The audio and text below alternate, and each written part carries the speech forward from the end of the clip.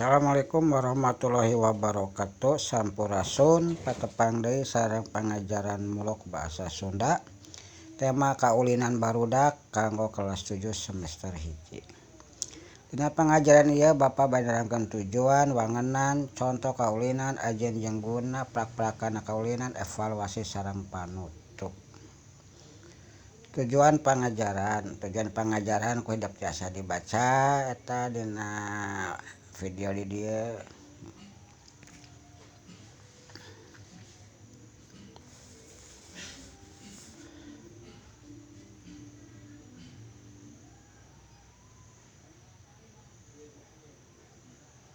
Wangunan kaulinan barudak. Kaulinan barudak teh nyaeta kaulinan atau permainan anu sering dilakukeun ku barudak dina waktu keur salse. Biasa dipaenkeun ku barudak generasi baheula. Ku kituna disebut kaulinan barudak tradisional.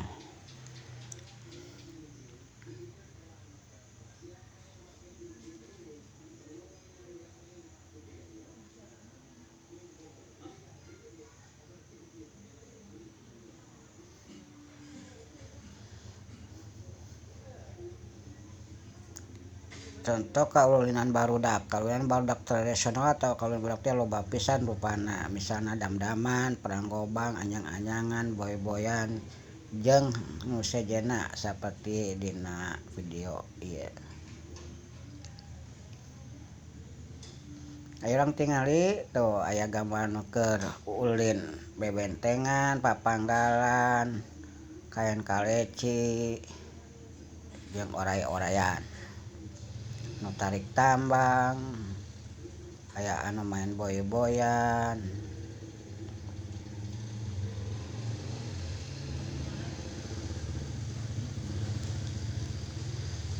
Ajen jeung guna kaulinan barudak. Sacara prinsipna kaulinan barudak teh boga gunanya nyaeta ngabogaan ajen seni, atikan, moral, fisik motor jeung pesan moral.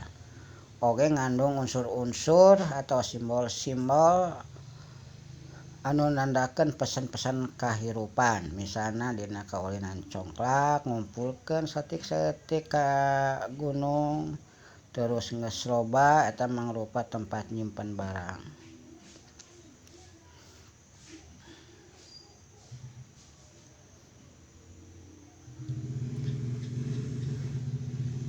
Parak-parakana kaulinan dina barudak bisa dibagi dua, nyaeta anu make alat jeung anu make kawih.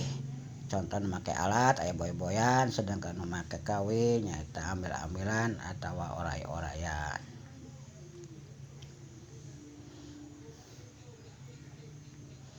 Kanggo evaluasi mangga di screenshot patekan dina video terus dijawab patalekana ku hidap bisa ngalangkungan WA Japri atawa grup diajar di sakola hidap sewang-sewangan. Atawa tiasa oge nungguan guru hidap ngadamal evaluasi dina Google Form.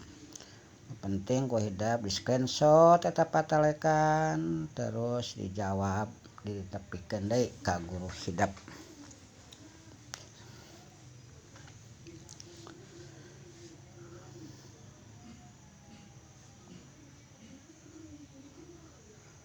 Penutup atau kacindekan pangajaran kaulinan barudak nyaeta kaulinan barudak teh nyaeta anu sering dilakukeun ku barudak dina waktu salse.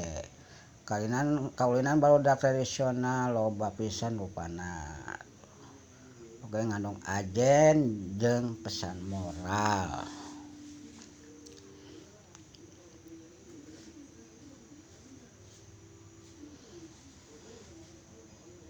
Hatur nuhun, jaga jarak, pakai masker, rumbah leungeun, sakitu pangajaran ti Bapa dinten ieu. Wassalamualaikum warahmatullahi wabarakatuh.